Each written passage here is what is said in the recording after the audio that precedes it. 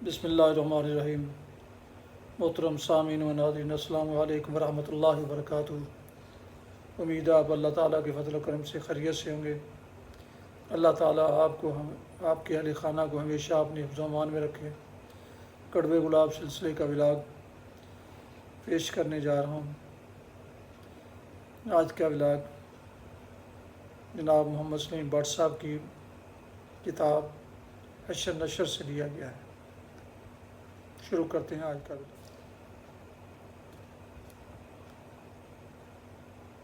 عنوان ہے نفرت کی سیاست۔ حیدرآباد میں جلسے سے خطاب کے دوران الطاف حسین کے ڈرامائی بیان کی بازگشت پورے پاکستان میں ابھی تک سنائی دے رہی ہے، اور پاکستان کے تمام سیاسی حلقوں نے اس پر ناپسندیدگی کا اظہار کیا ہے، کیونکہ اس میں سندھ کی تقسیم اور بالآخر ملک کی تقسیم کی دھمکی دی گئی ہے۔ اس بیان کے حوالے سے جماعت اسلامی کے امیر کا کہنا ہے کہ الطاف حسین بلیک میلنگ کے ماہر ہیں اور ایسے بیانات دے کر وہ سندھ حکومت کو بلیک میل کرنا چاہتے ہیں۔ اے این پی کے زاہد خان کا کہنا ہے کہ بلدیاتی انتخابات اور حلقہ بندیوں کے حوالے سے الطاف حسین بے شک اپنا احتجاج ریکارڈ کروائیں، لیکن سندھ کی تقسیم کی بات انتہائی افسوسناک اور قابل مذمت ہے۔ حمزہ شہباز شریف کا کہنا ہے کہ پاکستانی قوم جو پہلے ہی بہت سے مسائل میں گری ہوئی ہے، یہ اس قوم کے زخموں پر نمک چھڑکنے کے برابر ہے۔ الطاف حسین کو چاہیے کہ وہ اعتدال پسندی کا راستہ اختیار کریں اور ملک کی سلامتی کے خلاف بیانات نہ دیں۔ بلاول زرداری کا ٹویٹر پر یہ پیغام ہے کہ مرتے مر جائیں گے مگر سندھ کی تقسیم نہیں ہونے دیں گے۔ اور اس کے علاوہ بلاول زرداری کا یہ بھی کہنا ہے کہ 50-50 نہ نمبر 1 نہ نمبر 2، صرف اور صرف سندھ، کیونکہ اس سے پہلے الطاف حسین یہ کہہ چکے ہیں کہ اگر سندھ کی تقسیم منظور نہیں تو پھر اسے سندھ 1 اور سندھ 2 کا نام دے دیا جائے۔ ایاد لطیف پلیجو کا کہنا ہے کہ ماں کبھی نمبر 1 اور نمبر 2 نہیں ہوتی، وہ صرف ماں ہوتی ہے۔ یہ تو رہی الطاف حسین کے بیان اور اس پر رد عمل کی بات۔ الطاف حسین اپنی جذباتی تقاریر میں اکثر اوقات اعتدال اور توازن کا دامن ہاتھ سے چھوڑ دیتے ہیں اور ایسی متنازعہ اور دل دکھانے والی باتیں کر جاتے ہیں جس سے غموں سے چور یہ قوم عجیب ذہنی اضطراب کا شکار ہو جاتی ہے۔ قارئین کو یاد ہوگا کہ وہ بھارتی سرزمین پر کھڑے ہو کر یہ بیان بھی دے چکے ہیں کہ پاکستان کا بننا ایک تاریخی غلطی تھی۔ پھر حال ہی میں ان کا یہ کہنا ہے کہ سندھ 1 اور سندھ 2 میں تقسیم، اور اگر ایسا نہ ہوا تو بات ملک کی تقسیم تک جا سکتی ہے، اور بعد میں ان کے ساتھی الٹی قلعہ بازی کھا کر نقصان کے ازالے کے لیے مختلف توجیہات پیش کرتے ہیں کہ ان کے بیان کو سیاق و سباق کے تناظر میں دیکھا جائے۔ ان کا مقصد یہ نہیں تھا اور وہ ان کے منہ سے نکل چکی، حالانکہ بات اصل وہی ہوتی ہے۔ الطاف حسین کے پرانے ساتھی بڑی تیزی سے انہیں چھوڑ کر جا رہے ہیں اور خوف میں خود مسلط جلا وطنی قبول کر رہے ہیں۔ ماہرین یہ کہہ رہے ہیں کہ آہستہ آہستہ معتدل مزاج لیڈر جگہ خالی کر رہے ہیں اور ان کی جگہ متشدد ذہن والے لوگ لے رہے ہیں۔ پھر خاص طور پر الطاف بھائی کا جنرل مشرف کے متعلق یہ کہنا کہ اس کے خلاف اس لیے یک طرفہ ایکشن ہو رہا ہے کہ وہ مہاجر ہیں۔ الطاف حسین کی پارٹی اپنی پیدائش کے بعد آج سب سے بڑے بحران سے دوچار ہے۔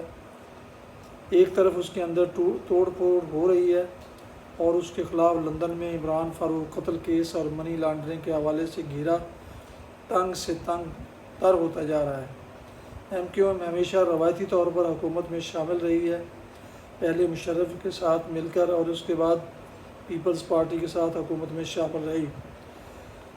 اس سے بھی پہلے بے نظیر اور نواز شریف کے ساتھ، مگر خاص طور پر اس کی طاقت کو دوام تب ملا جب مشرف دور میں بلا شرکت غیر حیدرآباد اور کراچی میں اس کے مخالفین شاہد آفاق اور عامر خان کو مریمیٹ کر کے اور ان کی تمام مخالف قوتوں کو مٹا کر حیدرآباد اور کراچی عملاً ان کی جھولی میں ڈال دیا گیا۔ اس سے انہوں نے ان شہروں پر اپنی گرفت مزید مضبوط کی۔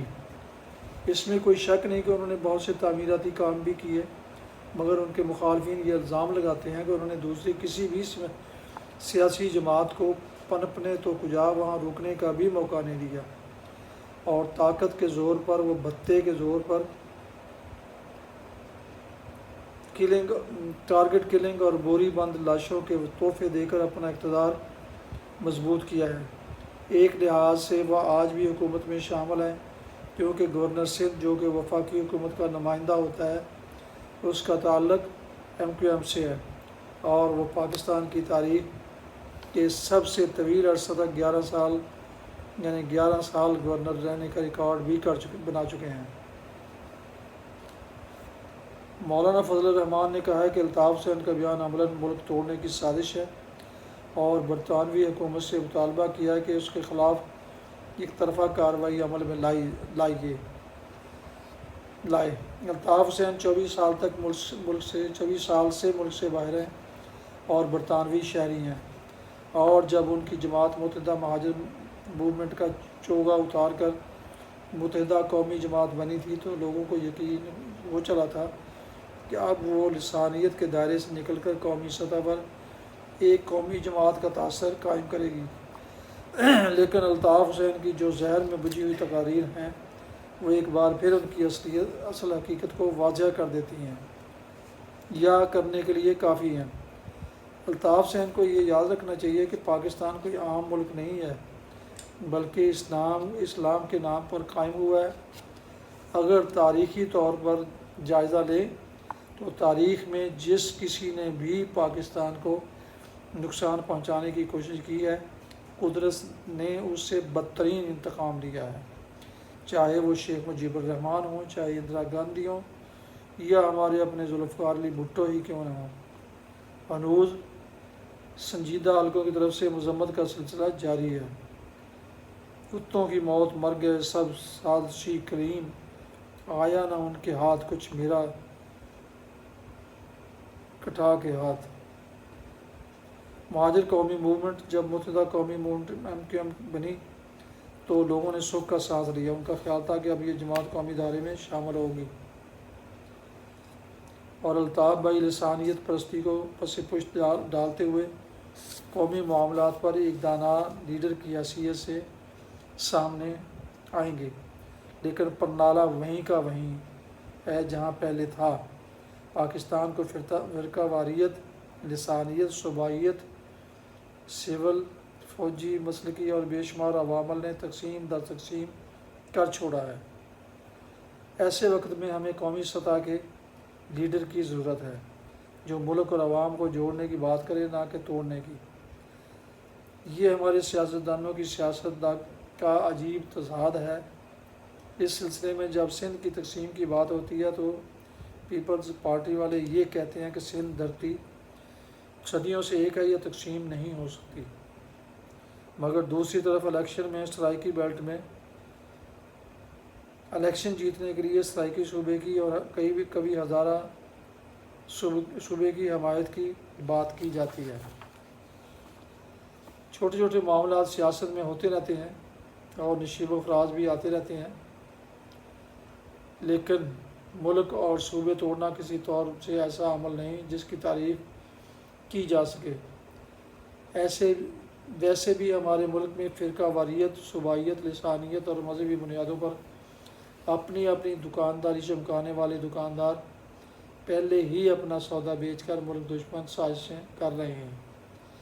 پاکستان دہشت گردی، بے روزگاری، توانائی اور مہنگائی کے بحرانوں میں گھرا ہوا ہے۔ ایسے حالات میں ایسے بیانات مسائل میں کمی نہیں بلکہ اضافہ کا موجب ہی بن سکتے ہیں۔ ہمیں ایسے لیڈر نہیں چاہیے جو نفرت کا کاروبار آگے پھیلائیں، بلکہ ہمیں ایسی دانا اور مدبر قیادت کی ضرورت ہے جو نفرت کے جذبے کو ختم کرے اور محبت کا پرچار کرے۔ اس کی مثال ایک بنگلہ دیش کی حسینہ واجد ہے جس نے بیٹھے اٹھائے ملک کو آگ کے جہنم میں دھکیل دیا۔ اور وہاں ان کے انتخابات کو 20 مخالف جماعتوں سمیت بین الاقوامی سطح پر قیادت نے بھی رد کر دیا ہے۔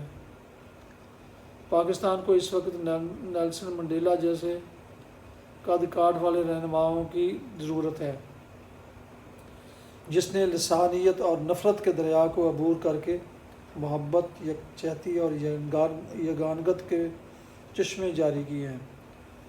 اس بیان سے ایک بار پھر الطاف حسین کی متنازع حیثیت ابھر کر سامنے آئی ہے۔ ان کو یہ بات یاد رکھنی چاہیے کہ جو اقتدار کے مزے مشرف دعوے بلا شرکت گہرے حیدرآباد و کراچی میں لوٹ چکے ہیں، اب وہ ممکن نہیں۔ اب پاکستان بہت آگے بڑھ چکا ہے۔ اب انہیں تشدد پرستی سے علیحدہ ہو کر رہ کر سیاست کرنا ہوگی اور دوسری سیاسی جماعتوں کو بھی یہ موقع دینا ہوگا، ان کو خلا دینا ہوگا کہ وہ بھی اپنے نظریات، افکار اور اپنے خیالات کا پرچار ان شہروں میں کر سکے۔ ان کے لیے بھی جگہ، گنجائش، وسعت نظر اور وسعت قلب اپنے اندر پیدا کرنی ہوگی۔ جب شد و مد سے انہوں نے ہزارہ صوبے اور ملتان کے صوبے کی حمایت کی تھی، تب ہی لوگوں نے یہ بھی کہنا شروع کر دیا تھا کہ ان کا سب سے پہلا مقصد سندھ کی تقسیم ہے، اور اس سے پہلے جناح پور کے حوالے سے دیے گئے بیانات بھی یہ تاثر مضبوط کرتے ہیں۔